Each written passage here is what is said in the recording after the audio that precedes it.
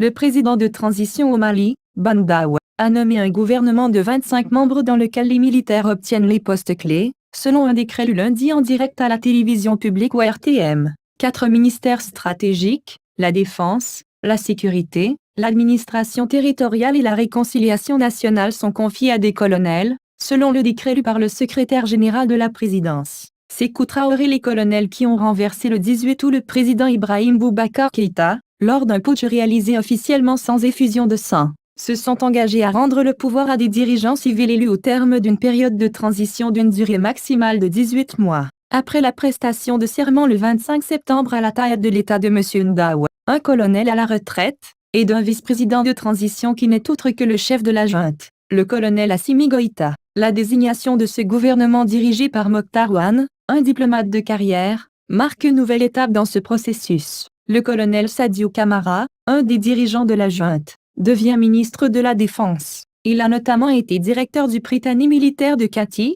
en périphérie de Bamako, où est situé le camp militaire d'où est parti le coup d'État. Parmi les ministères régaliens, l'ancien procureur Mohamed Sida Diko est nommé à la Justice. Le porte-parole de la junte, le colonel-major Ismaël Vagué, qui avait annoncé en pleine nuit à la télévision la prise du pouvoir par l'armée, obtient le portefeuille de la réconciliation nationale.